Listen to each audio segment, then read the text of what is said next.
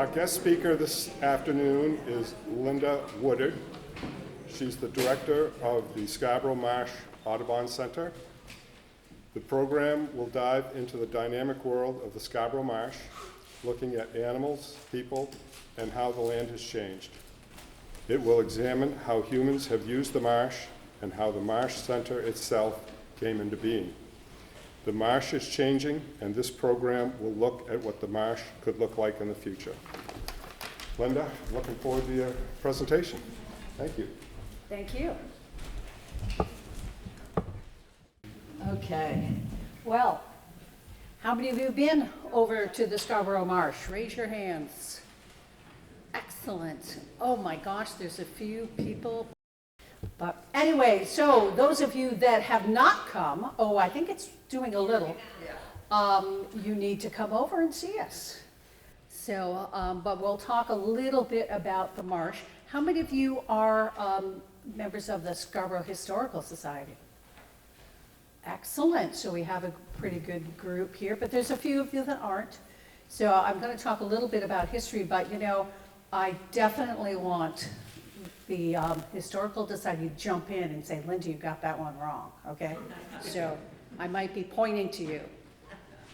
Okay, so back to Scarborough Marsh. So I'm going to show you some slides today, talk a little bit about the history of the marsh, some of the animals of the marsh, and sort of looking forward and what we expect to see in the future. And then we'll have time at the end for questions. Okay, I love this. This is one of my favorite canoe tours. This is the Sunrise Canoe Tour. And this is magical. And when I saw this quote, I thought, wow, that really captures that canoe tour.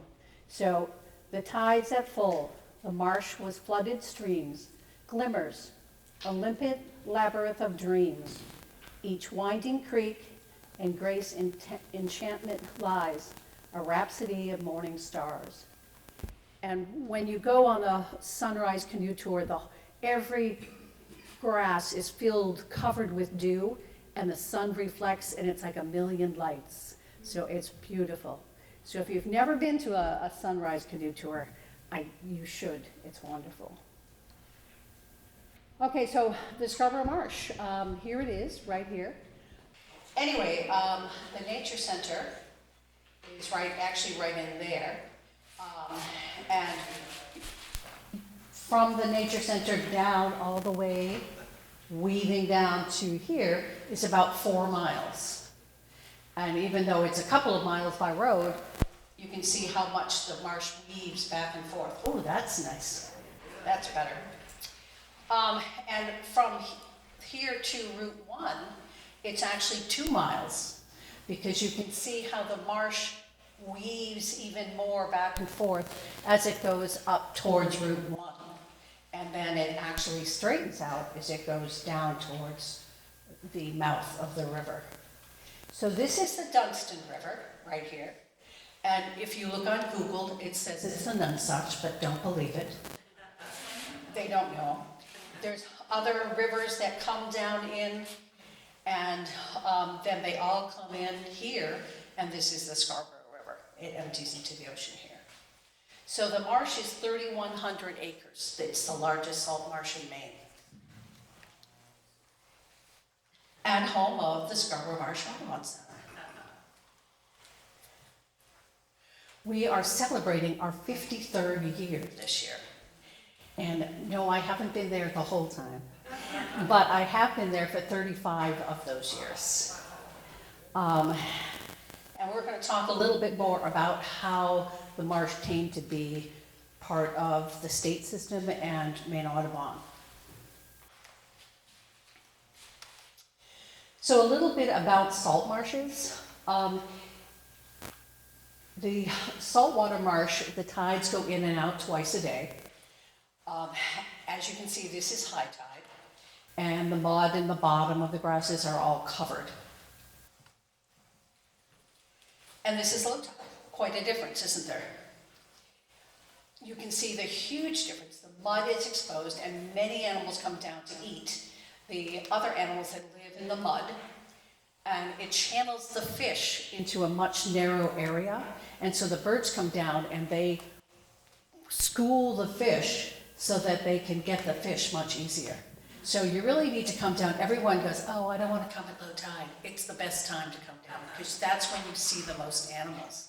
Because at high tide, all you see is the top of the grass. But when you come at lower tide, you see all the animals that are down in there. So here's some pictures. This is a fun one. This is a feeding frenzy. Does anyone know what these birds are right here? Right here, the ones in the water? Cormorants, exactly right.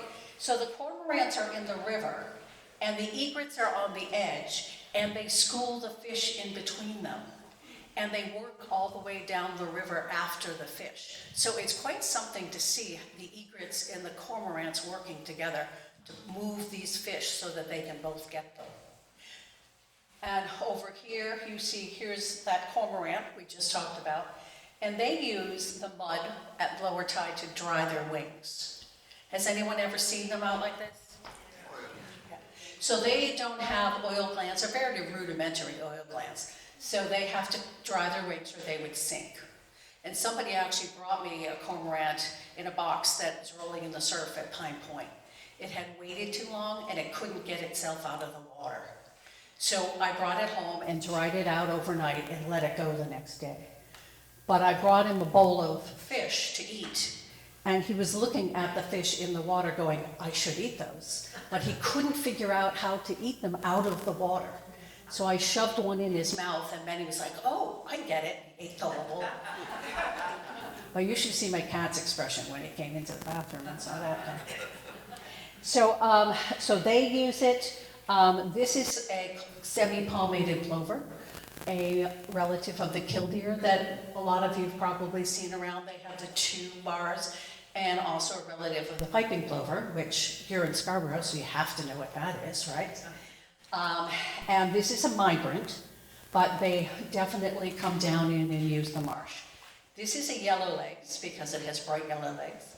And you can see a worm here dangling. And they get the worm and then they have to run down to the water's edge and squish it in the water because they don't like dirty worms. And that's another migrant, and it's very, very important for a migratory stopover. Here we have a variety of egrets, and we also have a little blue heron. Not that common. So they were especially not common last year for some reason. They nest out at Stratton Island, but they come into the marsh to feed. And this is a glossy ibis, the long curved bill that goes down in the mud. So the mud is very, very important for the animals of the marsh. Another thing that the mud does is it sucks up the water at high tide, and it holds it there, and then at low tide, it slowly drains out. So sometimes you see these little salt deposits along the side of the mud, where the mud just holds the salt there for some reason. But it filters the water as it goes through the mud. So they had a little problem in Scarborough because they were digging down further, and lo and behold, what was in the mud? All the toxins and all the pollutants that had been going through the marsh for years. So when they tested the mud, they were surprised at how bad it was. But it was doing its job. It's been filtering it. It's been keeping it in the mud and not in the water. Oops, where am I? That's what I just said. Okay. Oh yes, the mud also acts as flood control and absorbs excess water. But, as we know, it can't do this is extraordinary, so it couldn't suck up this amount of water. You all remember we had that storm on January 10th, and George and myself and some other volunteers were down there trying to clean up from that one, and then boom, we got hit with the January 13th, which was the highest storm ever in the marsh. It was 24 inches of water inside the building. So I'll talk about flooding a little more later, but even the marsh couldn't keep up with this one. So we're going to get into a little bit about the plants and animals of the marsh. So I always show this because it's really interesting to see. This shows productivity by ton per acre of the marsh a year. Now they measure that by taking little squares of the marsh or anywhere, wherever they are, and they measure the amount of carbon. And so the marsh, you can see right here, is really, really high. It's higher than any agricultural field. There's only one ecosystem that's more productive than a marsh. Who wants to guess? Yes? Rainforest. Excellent. Yes, the rainforest. So it's very, very productive. It produces a lot of carbon, produces a lot of plants. Okay, so this is one of our very important grasses of the marsh. This is called salt hay. And you can see the cowlicky shape of this. And you can see that this is the water's edge, right? And this is salt hay, or Spartina patens. And it likes to be a little further back than the water. It doesn't like to get its feet wet. But it was very important grass because they used to cut the grass and they would mound it up on these staddles, and then later they'd come back in the winter when the marsh was frozen to collect the hay. George, come on down. That's where this comes in. George, you want to just show it around there? They would put this on the horses, and so that it would spread out the weight, sort of like a snowshoe, and the horses could walk on the marsh and not sink in. So this is a bog shoe, and this was brought by the Historical Society, but they used to use these, and the horse's hoof goes right in here. Maybe just go over that side so people can see. Yeah. So anyway, it's pretty interesting how they do it. But they'd wait until it was really frozen so that, you'd give the horses a chance not to sink in. Okay, this is cordgrass, and this is the taller one that's right on the edge of the marsh. And this one is in the water a lot. At dead low tide, it's not in the water, but it's in the water a lot. They used to use this for thatching roofs and for making baskets. And it's interesting because if you broke the stem of this, it's hollow inside. And that allows for gas exchange because it's in the water so much. So it's very interesting. And also something interesting about this is that it takes in the water, the salt water, uses the water and pushes the salt right out through the leaves. So it's a miniature desalinization plant right there. So interesting plant. Okay, cattails. Cattails have so many uses. Has anyone ever eaten a cattail? Yeah. No? Well, somebody over there is raising their hand. Yes. So how did you have it? Yes. Yeah, the little green shoots on the bottom, especially new growth. If you pull up a cattail leaf very carefully, you'll see like that much of the bottom is white. And so I think it sort of tastes like water chestnuts, but I've had some people say cucumber, but something like that. And you can eat the bottom of the plant. But you can eat the top two right here. It's very full of protein. So in the olden days, they used to mix it in with their flour so that they'd have a lot of protein. And also too, the fluff right here that they're holding in their hands, they used to use that fluff to line like pillows and things like that. But they would put the whole stalk like right here. It's very, very absorbent. So it was the first disposable diaper. They put one of those in the thing and then they'd throw it away. So maybe somebody back there knows the answer to this. Now, I know that native tribes used this in the bottom of their baby holders, but I'm not sure if the native people of this area did it. But there are a lot of tribes around the United States that use this as a diaper, like in the bottom of their papoose. You can also weave mats. This is somebody cooking with it.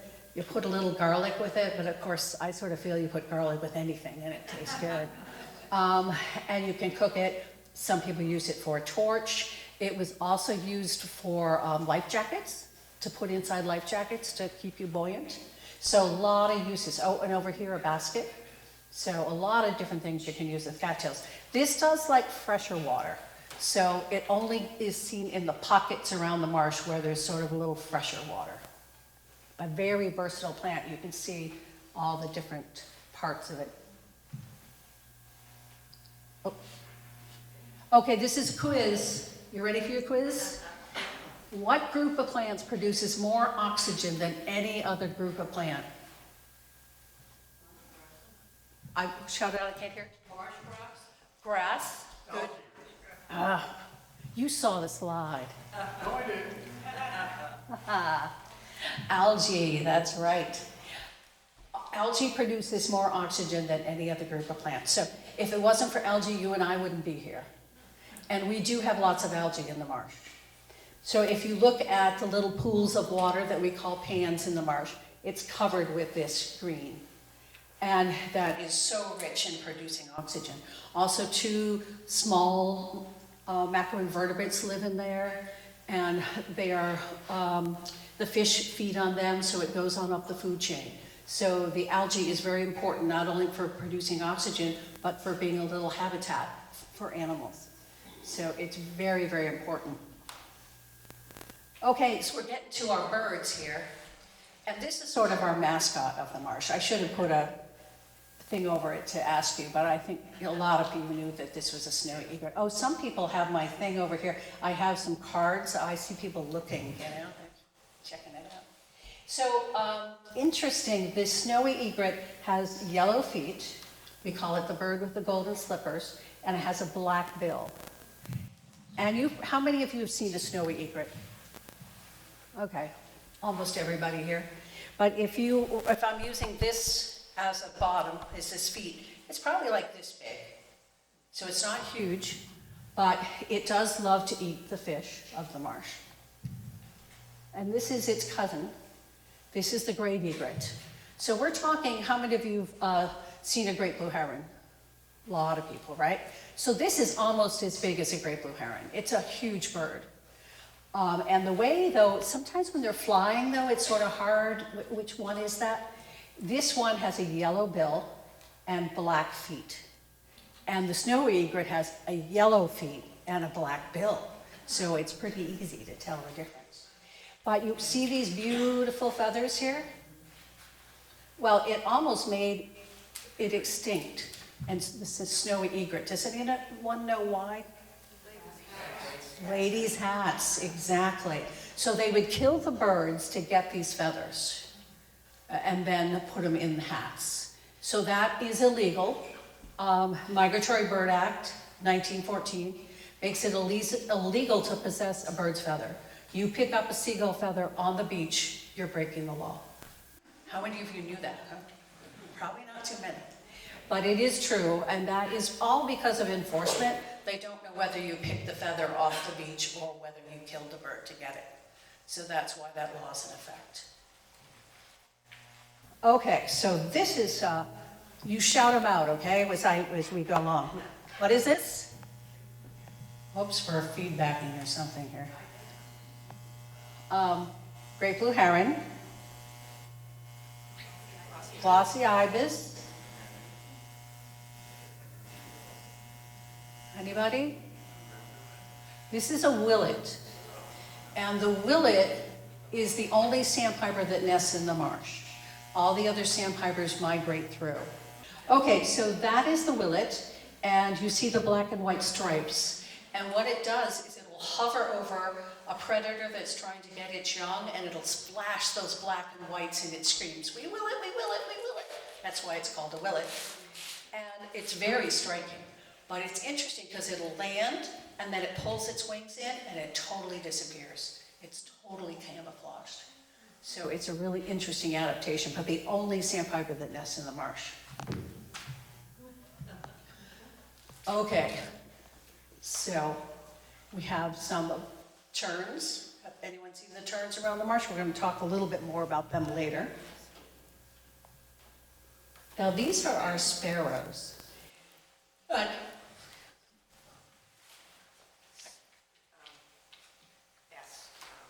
oh, she knows it. I love the sign language for forgot. It's And that's what happens sometimes. But I could see her behind, yeah. These are, we used to call them the sharp-tailed sparrows because one is a Nelson's and one is the salt marsh. And the one on the right is the Nelson's. It's a little more faded than the one on the left, which is a salt marsh. And we have both of them here in Maine. So we literally have birders from all over the world coming.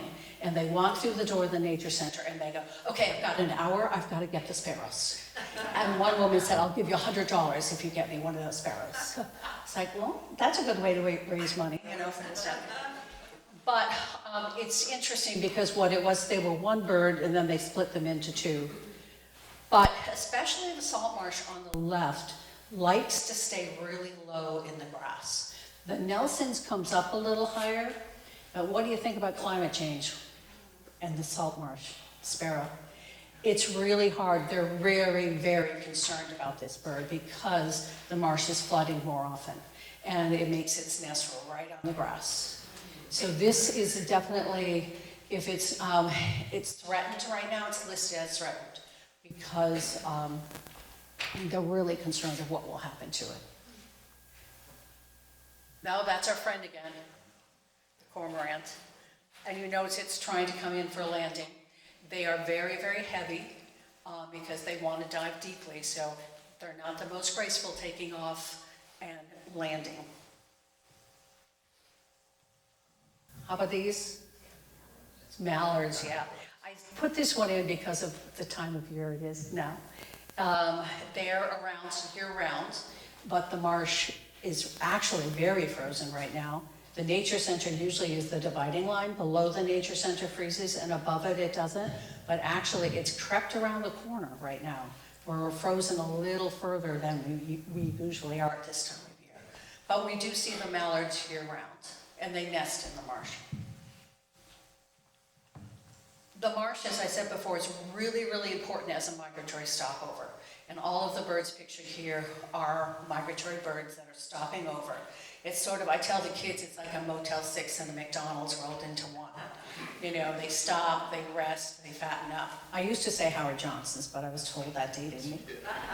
So, but very important. If they didn't have a place to stop here, they wouldn't be able to keep going. So they stay here for about a week or so. And when you see them, I had a gentleman that came in and he said, it's like a dance. I bring my dog down to the beach and he runs up and they all go up in the air and then they go down further and then he runs down and then they go up again in the air. And I said, well, what's happening is it's fun for your dog, but the birds are using energy every time your dog flushes them. And they have to triple their body weight in order to fly away. And he was like, oh my gosh, I never thought of that. And he was like, I'll never do it again. But you know, sometimes you just don't know these things, you know. So I just tell everybody I know, because if you can sort of spread the word that especially during migration like that, it's really important to not let your dogs chase those birds off the beach because they need the energy. Okay, ready for insects? We'll see how good you are at insects. You ready? Praying mantis. We have so many praying mantis at the marsh, I can't believe it. They actually nest right outside of our building. So we have so many of them. And I found a little egg case that they make, and I brought it. It was soaking in the water after the flood, so I thought, well, that's not viable. Brought it home, put it in my car, forgot about it. Sure enough, in the summer, little praying mantis were coming out in my car. Okay, this one, that's easy. Grasshopper. Cricket. Dragonfly, aren't they beautiful? Yeah, this is the bluet. It's a common dragonfly of the marsh, but we have lots of them. Oh, greenhead, yeah. Ooh. We are lucky though, because I talked to some people down in Massachusetts and they have them all summer. So we have them for really 2 weeks. But yeah. And then, yep, the mosquito. But I wanted to dispel a myth because a lot of people think this. During the day at the marsh, we do not have mosquitoes and the riverside because the breeze always keeps the mosquitoes away. If you go across the street in a dead area on the nature trail, it could get a little buggy. And at night, it definitely could get some buggy. But during the day, if you go canoeing, no mosquitoes, right, George? No mosquitoes. But everyone thinks that, so. But these, the greenheads, the mosquitoes, why are they important? Yeah, they feed the birds, exactly. So everything, there's a reason for everybody. And this is for the birds. Okay, your last one. Save the best for last. Monarchs, obviously. And boy, have you been down the Eastern Trail with all the monarchs that are on the asters and the goldenrod? They're wonderful. So it's really beautiful sight. Okay, mammal time. You ready? That's a pretty easy one. Red fox. That one comes into the marsh and does eat like birds' eggs and things like that. So it's a raccoon, another one that sort of comes in off the edge, sort of off the woods. But the raccoon, you know, loves to wash its food, so it likes the marsh. It can sort of wash things. How about this one? This is a little harder. Mole. It's a star-nosed mole. And I used to think that those, oops, I've lost my thing here.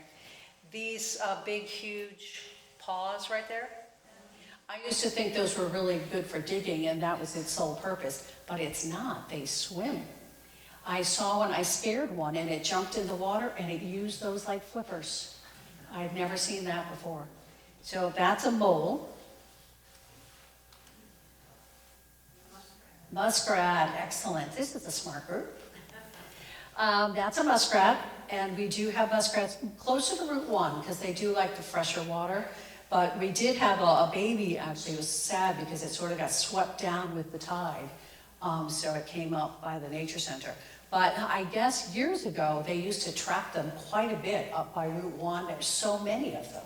Now we don't see too many of them, but I guess they were very plentiful at one time. Okay. Otter, yeah. This is a river otter, not the sea otters that you have in California, but these are river otters. And we do have those in the marsh. Again, not quite as often as other things, but we do see them. And they make holes in the ice and will go right down through and live down there. Again, closer to Route 1, you'll probably have more of them. But we had one for one summer live across the street at the nature center, right by the nature trail. Seal. We do have seals come up into the marsh. Not too often, but we had several people report last year. They would come back from their canoeing, but we saw a seal, you know, and they're so curious. They come up and they look at the canoes like, who are you? What are you doing here? But they're very friendly, and we do have something from a seal on this table, so you've got to come up and figure out what that is. Okay, so some mammals that we didn't have here, the deer come along the edge of the marsh, but if they came out too far, they break their legs because the mud is so porous. And with the kids, we take a ski pole and we push it right down and we show them. We have them guess how far they think it's going to go, and they're like this, and you can just go all the way down and it'll go in. So deer's legs, it's not meant to, but every once in a while, we do see them on the edge because they like the salty grass. So, and let's see, what else have we had? We had a moose a couple times. And, but these are, we have voles too that come in. Oh, fish. Linda? Yeah. I read a story about how an organization, maybe the government, is trying to reintroduce the New England cottontail rabbit in the marsh. It's one of the places where they've placed them. Definitely, yes. Does everybody know where Lumber Liquidators is, right on Route 1 down the road here? Well, if you go down there, there's a place called Pelrico, which is now owned by the state, and an organization that's no longer functioning, Friends of Scarborough Marsh, I was on the board of that, purchased that property, and it's all upland, shrubby area. So they cut down all the trees, and they're reintroducing cottontails, and it is the state that's doing that. So they've released quite a few, and they are taking over there. I was so much fun, I got to release one. It was so cute. I opened up the cage and it sort of just turned and looked at me like, I don't think I want to go. I'm happy, I get fed, But it is, they definitely are reintroducing cottontails, so. But they're very endangered in Maine, the New England cottontails. Okay, fish, let's see here. Oops, I forget which one I'm pressing. Anyone? Bass, yes, striped bass. This is about this big, maybe 2 inches. This is the mummy chug. And the mummy chug is really responsible for like all those herons and things getting food. Maybe a great blue heron could take a striped bass, but the egrets really can't. So they really rely on the mummy chug and also this one, which is a stickleback. So these are the 2 feeder fish that a lot of the birds eat and rely on. Now this is an interesting one. This is a male, and I can tell because it's red underneath. But there's a little role reversal for sticklebacks because the female lays the eggs and then she leaves. It's like, see you later. And he stays and defends the nest and defends the babies. And she's gone. So it's the men, you see, that are taking care of the babies for this one. Okay, so, oops, I don't know. So, long before the Europeans came to settle the land, the Sokokas tribe lived in Scarborough. And here, one of you want to say this? Yes, thank you. That's what I was going to say, but I wanted to be sure I got it right. It's the land of many grasses, and because of the extensive salt marshes. So this is sort of, I got this off of, actually Keene College was doing a study on them, but they're very nomadic and they sort of go in different places throughout the year. So they would sort of use the marsh a lot in the spring and summer. And then in the winter, they would go a little more back in the forest. So, but they would hunt and they would fish and they would dry fish and everything in the summer months. They were really there's a lot of, if you read the history, which is the new book back there, only $40, it's a real bargain. You need to look at that. It talks about some of the skirmishes between the settlers and the native people here. But a lot of problems too is the disease was even worse than some of the skirmishes. The smallpox and TB and things like that. Native people just their bodies weren't familiar with it at all. So when that came through, it just wiped out a lot of people. Okay, so we talked about those staddles. So, and this is from the Fisherman's Voice, interesting little magazine. But anyway, in the 1890s, they said there were so numerous stacks as far as the sea, so you could just see these staddles all over the marsh. And they would try to use this, as it says here, they would do it when the moon is in apogee, which is the lowest tide, so they could get out there and get the hay. We still have some staddles up by us. Yes? What did they use that hay for? Was it after when they harvested the hay and brought it in, it was pretty damp and salty and everything? Well, it would dry out. That's why they mounted it up, so it would dry out. Yeah. And then they would feed it to cattle. No, well, I wondered. Yeah. From what I understand, horses thought it was too salty and didn't really like it as much as cattle, but the cattle loved it. They tried to graze some of the cattle on there, but it was the same problem as the deer. The legs would just get caught. They could do it on sort of an upland area, but if too far down in, they would just get caught. So, but no, the cattle loved it. And also later on, it was used for mulch because it needs salt to germinate. So you could take it and put it in your garden. We still have people come every spring and say, "Can we have your salt hay from the parking lot?" Because over the winter it gets flooded and there's all this hay. And so we try to push most of it back into the river because we want the carbon to stay in the marsh, but we do let people clean up the parking lot and take that. Good question, thanks. So, the Nature Center used to be a lobster shack. So look at those prices. How would you like to get a lobster roll for 65 cents, huh? So that's amazing. But yes, it was a lobster shack. And actually, I went over something I wanted to show you. And this is just a picture of the marsh, but I wanted to use this to sort of show you, to talk a little bit about how the Marsh Nature Center came to be. So about 70 years ago, people began to realize the importance of the marsh, because a lot of people thought, oh, it's just a smelly place with mosquitoes. But you know, it's so much more, as I've been telling you. So they began to see that it's really important. And they were thinking of making it into a town dump, but that was stopped. So a movement was made to protect the marsh. And I don't know if anyone's familiar with Dick Anderson, but he was the executive director of Maine Audubon at the time. And he and Dick Parks, who worked for Maine Inland Fisheries and Wildlife, they worked together tirelessly to try to get the land for the state. But the problem was that people had little haying rights. So all of these people had haying rights to little tiny pieces of the marsh. So they had to research that and try to find titles and go to relatives and say, you know, will you give us your little portion of the marsh? It took 20 years in order to go through all of that. And they had to go before a judge and show that they tried to find all the owners. But let's see, it finally, in 1972, the state established ownership of the marsh. So Dick Anderson pushed to get the Nature Center, and then they used that clam shack, lobster shack, as the headquarters for the Nature Center.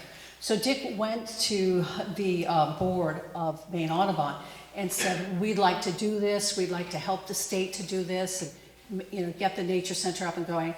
And they said, absolutely not. They said, it costs way too much money. So he went away and said, okay, you don't want to spend anything, no problem. So he, if you've ever met the man, he's just amazing. So he just went out and got the money. And then came back to Maine Audubon and said, don't worry, I have all the money for it. So that's how it happened. And so he got the Nature Center, and he worked with the state again to convince them to buy it, you know, to take it. They didn't have to buy it, but they took it in. And for the Nature Center, for the Nature Wildlife Management Area. And then we started doing programs there, all different kinds of programs, which I'm going to show you some. And it's been a partnership that's been wonderful. The state owns the property, they own the land, they own the building, and then Maine Audubon does the programs. So recently, like with this last flood, Maine Audubon stepped up and said, we've got to keep this going. Now you might have heard, how many of you are Scarborough residents? Yeah. So you might have heard we're talking about what we're doing on Route 1 and what we're doing on Route 9. So we've been talking, we know that the writing's on the wall. So we've been talking about what we're gonna do, but we didn't wanna just let the Nature Center go. So last year, Maine Audubon stepped up and paid for having some renovations done. The contractor told me that I have to think of the new building as a boardwalk with a roof, that the water just goes underneath. So, but we're hoping it'll get us to a point where we can then figure out what to do. And we recently, I can say this now because the money has just been unfrozen, that we have a huge NOAA grant to study this. So we're quite excited about that. Okay, so this was a lobster shack. So just a little bit, oops, I got my pointer again here.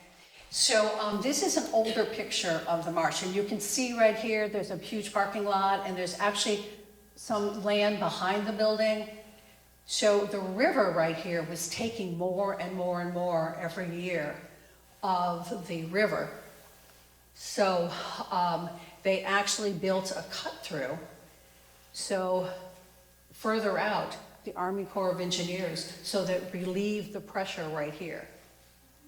So but you can see how much it's taken. This is a newer, see? Look at that, and now look at this. We're right on the river right now. But it's beginning to flip because it's beginning to recede a little, and it'll be interesting to see this eventually will dry up. But it'll be not in my lifetime, but it will eventually dry up. And this is the cut through. through they made right there. And now, that's a long time ago, now it's as wide as that. The water goes that way. But you can see all of this will dry up eventually. Okay, a little bit about the Nature Center. This is the back deck. We have some interpretive signs. Last year, we put up this interpretive sign, and we have storyboards. And not only do we have a storyboard called The Secret Bay, it's about a woman who wrote a book about the marsh, but we've had the students at Wentworth create stories, and then we put them in the storyboards. So we constantly are changing things around. So the nature trail across the street, when it's springtime and summer, come along in the fall and check out our new nature trail with all the storyboards and this new interpretive sign. And by the way, that was the Rotary department, that Rotary and Proud's Neck that gave us the money for that. Okay, so we offer a variety of programs.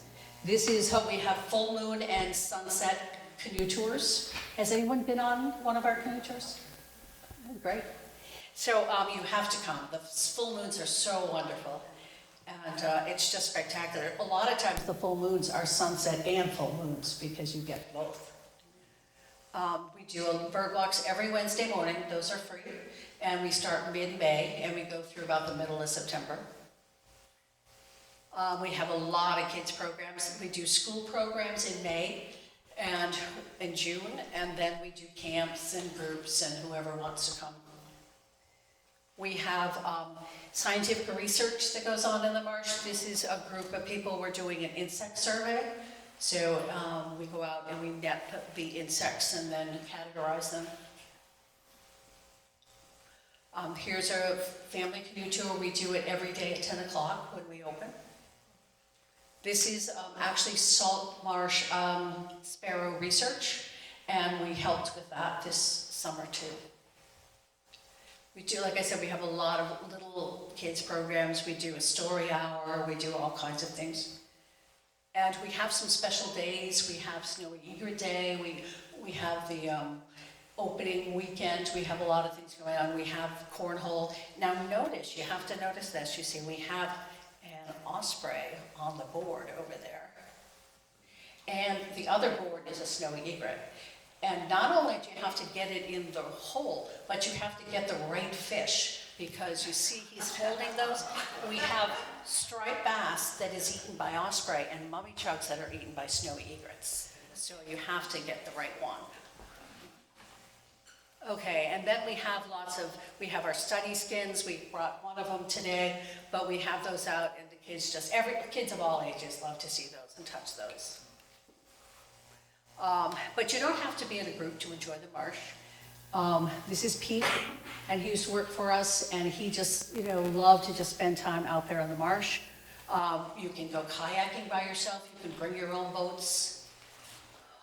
And young people love, this is skipping down the Eastern Trail, but also this is Pat Powers, who is 100 years old, and she went canoeing. So some of you would say, oh, I'm too old to go in the marsh, 100 years old, so. And we have lots of artists in the marsh, lots of artists. People come on the back deck and paint. And we have from this young boy, to older people, everyone comes and paints. It's such a beautiful spot. And then like this family just came, and they would come every couple weeks and just sit in the back and look out in the marsh, just enjoy it. So you can do a program, but you don't have to. You can come by yourself. And some other things, a lot of people do bird watching, they do fishing, and canoeing, so a lot of different things. Now this is another quote, but I love this one too. To float down in a canoe with the ebb tide, to explore the narrow channels now sunk deep below the marsh level, to surprise the marsh birds on the broad sand and mud flats, to push over the waving forests of eelgrass with their varied inhabitants, affords much enjoyment and opens up an entirely different world from that of the same watercourses when they are brimming over onto the marsh. So I thought that was really special because it describes what you see and what you feel when you're at the marsh. Some other things that the marsh does, the marsh, supports the economy. We have fishing on a big scale, and oysters are a big thing right now, of course, you all know, right down in the river at Scarborough Marsh. And also clamming. Any clammers here in the room? Lobstermen? So there's a lot of things going on at the marsh. Again, up in the corner, there's some scientific research that read behind them is Phragmites, which is an invasive plant, so they were monitoring that.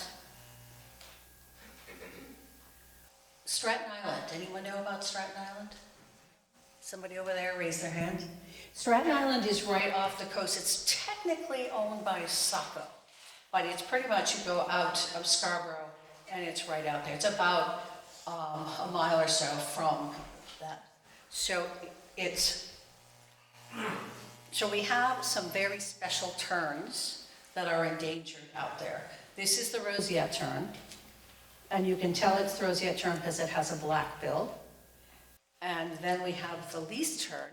Now these least terns have a yellow bill right here. That doesn't show it as well as it is, but it's really yellow.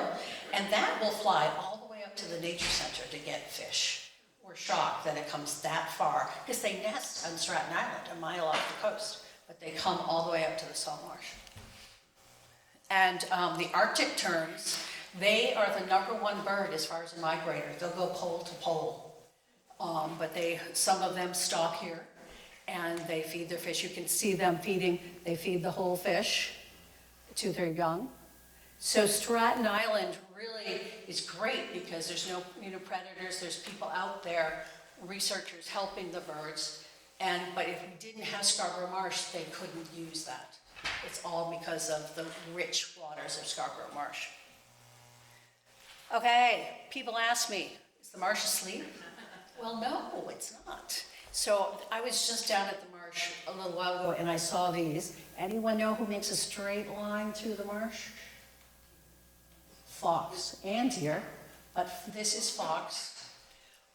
They definitely walk right in their track to try to not use as much energy so they don't have to break the snow as much. So we have fox right here. And we also have a bird track, see that? Right here. Okay. Probably geese, turkeys. Right over here, a bunch of geese, again, are on the marsh. You see those quite a bit. And we're actually seeing some interesting geese, like snow geese and greater white-fronted and things like that. And of course, with the geese comes the bald eagles, so sometimes, they'll come down. And this is an interesting one, little tiny rodent. This is a mouse track. See the tail drag? Yeah, but we're talking tiny. But if you ever see these little tiny tracks with a tail drag, it's a mouse. Also, its cousin, do you see these tunnels? See the tunnels? I heard it. Who said it? Voles and moles, exactly. Make the tunnels in the snow. But you can see we have a fox track and we have a vole tunnel, or a vole right next to each other. So something is going on there. Okay, so just a little bit about some of the problems of the marsh. Oh, I'm seeing I'm getting low on time. So just real quickly, construction can be a real issue. The culvert that's right down on Route 9, it is not enough for the marsh, and there's a drop so that fish can't get up in there at low tide. So that's a problem. Anyone know what non-point source pollution is? It's things that you can't point to and say, big pipe coming into the ocean. It's things like pesticides or other things that you don't quite know how they get in to the marsh, but they really can cause problems, and they kill fish, and they disrupt the whole ecosystem. And some of them increase the algae content. So it's really important to think about what you're putting on your lawns, especially around the marsh. Invasive species, we talked about this. This is Phragmites. It replaces cattails, and so it uses that niche. And so this fluff on top, in the olden days, they used to use that fluff to pack dishes. And then they just throw it out the window and then it would grow. So it spread. And we had a tractor trailer come down from Nova Scotia, and they were cutting down the Phragmites and putting the these into their truck to bring it back to Nova Scotia. So I called the police and I said, get down there and stop them. This is the house sparrow. That's an introduced species, the scourge of the earth here. It shouldn't be here. They brought it over from England. It doesn't have any predators. It kills a lot of native species. So introducing non-natives is a big issue. Okay, climate change. I mean, we have another 2 hours. I'll explain it all to you, but you probably have heard of it before. But of course, CO2 levels and the glaciers are melting, sea level is rising, and you see the problems right here, the flooding. And I've been there, like I said, 35 years, and I've seen those 100-year storms just increase now all the time. So it's not 100 years anymore. It's not even every 5 years. So it is a real issue. And eventually the marsh will be covered if we continue the way we are. So climate change is a huge, huge issue. Litter, again, another thing. I can't believe how much litter we pick up out of the marsh. It's pretty sad. After the 4th of July, when things get thrown off boats, it's not good. You can see right here the birds get tangled in it. I pulled out a mallard that had it around its neck. Luckily, mallards aren't diving, and so it was, I could catch it, but the diving birds, you can't catch them. But what can you do about it? You can help. We do a cleanup around Earth Day. This year it's April 26th. Put that in your calendar. And we will be at the Nature Center at 9 to 10. We have great food. And we just spread out over the marsh and pick up. This is monitoring. They're doing some monitoring here. This is bird monitoring, and here's George back there, and there's Bob, both Scarborough residents helping bring the Nature Center back up in the spring. That's a little library that Bob built for the marsh. Interesting books about the marsh. So I'm gonna let you read that, but this is the end, and I'm sorry, I think I went right up to 3. But if anyone has any questions, I'd be happy to answer them. But if you get a chance, I'll leave that up so you can read it. I think it's pretty special. So thank you very much.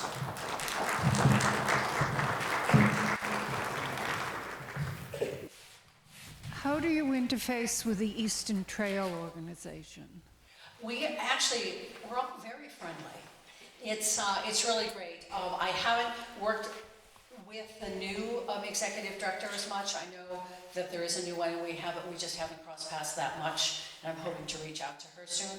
But Carol Brush, who was the director for years, she actually worked for me. So it's like we all cross-pollinate each other. And I'm actually on one of the Scarborough Land Trust boards. So we all work very well together. Over there. So we're in Cape Elizabeth, right off Sawyer Road. So some of what you talked about with the culvert, and they're taking the road out and things. Some of the animals that we get in that area are a little bit different from what you were saying, and I just didn't know if it was something you wanted to speak to, but we get bobcats or coyotes coming through and stalking some of the deer and things. And I don't know if that's something that you see in Scarborough or why that would be unique to that area of the marsh. You have more land around you. I have aerial overheads of what the marsh looked like 35 years ago before I started, and now it is so built up in Scarborough that there's no way that bobcats and coyotes, they just don't have the space that much. I mean, I'm sure they're out there, but they just don't have the land around like Cape Elizabeth does, because you have more land around. But definitely bobcats and coyotes could live in the woods anywhere, and they come down in. Yes. Yeah, we're actually, we've had a lot of town meetings and things talking about what to do about the roads, because that's the major concern. Everyone knows that January 13th, Pine Point, George over here is the president of the Pine Point Association, and he, you couldn't have access. He was an island. So, it is a real issue. So they're talking about raising roads and that will help, but it won't help the marsh that much. There is some land that the marsh is not been filled in, and it can migrate. The marsh will be able to migrate inland if there's land for it to migrate to. So that's one thing that we're working with the Scarborough Land Trust and everything to try to buy the land around the marsh to try to keep that buffer. Because if the marsh needs to migrate, you know, it needs to go someplace. And if there's houses there, guess what? I don't know if any of you watched the town council meeting about, you know, the buffer for the wetlands. I was there that night. And one woman said, she said, well, I'm in a condo right on the edge, and I was thinking about getting a diving board off the back of the balcony so I could just jump in. But, you know, we all laughed, but it's unfortunately, you know, it could really be an issue. But it's just, you know, we just need to change some things too, and it's really a dilemma to try to figure out like how long we have and what we can do. But people can make choices, you know, it's all on the web. There's things about how you can, what choices you can make to help out. I think right next to you, did you have a, nope? Okay. Anyone else? Yes, back there, I think. Is there any plan to, in some way, to stop the Phragmites or to... Phragmites? The Phragmites, to, how do you control them? Well, if you looked up by Route 1, you drive right through all that Phragmites. But Friends of Scarborough Marsh and Maine Audubon and the state launched this big thing where we almost eradicated all of that. But guess what? It's back. So it is something that you need to work on all the time. And a lot of people are working on it. It's like, what do you do? It's such a problem because it really grows quite well. So people burn it, you know, it's up in all kinds of ideas, but you really need to keep at it all the time and cut it back and cut it back and cut it back, or burn it.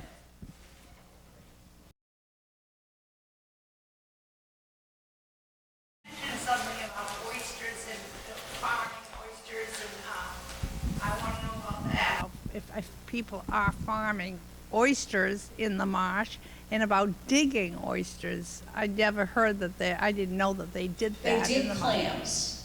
I know and clams they they farm do. oysters. The oysters are in crates and they float them in the river. Oh, they do? Yes, and but the clams they dig. Yeah, but are the oysters, are they people that are putting the oyster crates out there and farming them, or is Yes. it they? Yeah, there's oyster farms there that gotten licensed by the state. They have to follow regulations, and then they put out these boxes. And they're pretty good about, because I've seen some wash up, and they're really good about policing themselves. At least the ones we have. I hear in Wells they're not as good as Scarborough. But, you know, or the state people said that. But, you know, I know some of the oyster people, and they are pretty good about that. Sometimes I will call them and say, hey, I've got one of your oyster cages here, and they come right down and get it. So I think, from what I've seen, just the ones, I think the jury is out, like how many can we have before it becomes an issue. So I think it's something we need to think about and really research. But anyway, the people that I've worked with have been very good. You had a question. I realize this is before your time, but can you speculate on the changes that were affected on the marsh by first the building of the Eastern Railroad in 1842 and the Boston and Maine subsequently in 1872? Yeah, what we're looking at now with flow rates, I'll tell you when the state people started talking about all this, my eyes crossed a little bit, but they were saying that some of those bridges and some of the things are restricting flow. So that there is some, what I want to say, the water flow is delayed, especially by the Eastern Trail. So they're thinking about this. Okay, what should we do? Should we open it up? And they're thinking maybe on some of these bridges and things that they'll make it more of a bridge instead of a culvert, that things are spread out so water can go under at a longer way. But definitely they have sort of decreased the salt coming up. And you notice like under Route 1 there, you know, the other side, Phragmites there. Well, if the salt water came in, Phragmites can't tolerate salt water. So with what they're thinking about now and putting in there, that will make more salt water go up in there, and that might help that Phragmites situation too. Well, I've seen the state survey crews out on that section of Route 1, and I understand that it's in the works for some time being rebuilt, Right. raising the level and drastically increasing the flow of water Exactly. inland. Yeah, I've been involved in those meetings. We've been having them for several years now and talking, and they propose different scenarios and flow rates and all of that. And I think it's going to be, definitely going to be better. It's going to be hard to build and, you know, it's going to be a pain for a while, but I think in the end it'll be better. Someone back there, yeah. I'm not sure if I misheard this, but you were talking about some animal or some bird, and you said that they go closer to Route 1 because they want fresh water. Right. So where is it salt and where is it fresh? Right, well, do you know where Flaherty's Market is? The flower and garden place over there. It's on the Payne Road, Okay.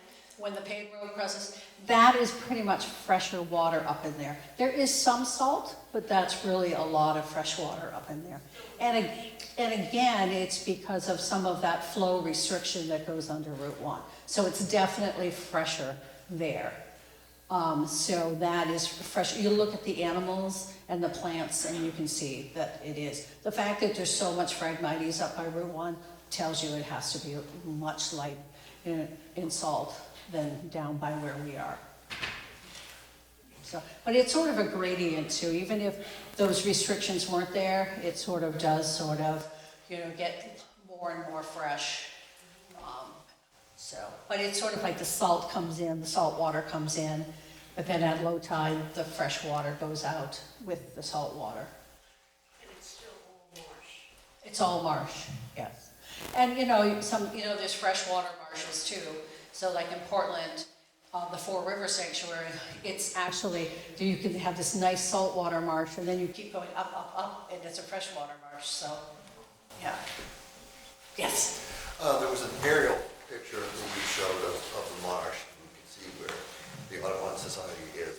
Across the street there, it looks like a very straight channel. Oh, yes, that's interesting. Anyone know about that? It was dug, I heard it. What somebody say? Shipbuilding. Dunstan Landing. Okay, they would build ships up in there, and then they would float them out to sea. So they dug that canal. And from what I understand, you historical people can correct me, but from what I understand, they would dig it by hand. No bulldozers back then. And they sort of would let the tide take some of the mud out with it. And then the ships were just floated down through there and out to sea. But also I understand that during the war, that the Revolutionary War, that Portland was blockaded, and that became a very active port. People would come into Scarborough because the British were afraid of being ambushed over the land. Is that true? That's what I heard. Sort of. You hear these stories. Might have a little bit of truth, they're saying. So it's a good story. But, so that's Dunstan Landing. But it's definitely, I say to the students, which is natural, a straight river or a curvy river? And they always say the straight one. It's like, nope, nature doesn't make straight lines. So, good question, good observation. Any others? Yes? I've been curious about really, really round circular creatures. Oh yes, those are called pans, P-A-N-N-E-S. And those are naturally occurring in the marsh. And it's still sort of, they don't say specifically how they're made, but they say there's sort of clay on the bottom and sort of holds the water in. So they're filled by either rainwater or ocean water. So the thing about those pans is they can be, and I've seen this, on a really hot day, a lot of the water evaporates, and it's extremely salty and extremely hot. And then we get a huge thunderstorm come through. It's all fresh water and it's cold. So the fish that live in there, those mummy jugs, have to be able to adapt to, like 1 minute salty and hot, and fresh and cold. So it's sort of a, it's a hard life to live in those pans. But the fish, the mummy-trugs and the sticklebacks do live there. And then the herons come in and feed there. There's also snails and algae and scuds, little amphipods, little shrimp-like things that live in there. But yes, those are natural. Some people, do people make those? But, yeah. Yes? Do the herons and the egrets prefer feeding in the pans or along the riverbed? Well, either way, pretty much. In the pans, they sort of have them closed right in, so they can just get them. But like I said, they definitely utilize the rivers at low tide to get the fish. Oh, sorry, being cut off. I think so. I'm sorry. No? Okay. Oh, okay. Anyone else? No? Well, we're here. George and I are going to be up here. Come on up, check things out, see if you we'll quiz you on these animals and see if you can figure out who's who. We're also going to be at the fuel rally. If you're at Scarborough, come on down to the library on the 11th, February 11th, for the food and fuel rally for Project Grace. And the Historical Society and Audubon will be there. We'll have all of this stuff there too. So thank you.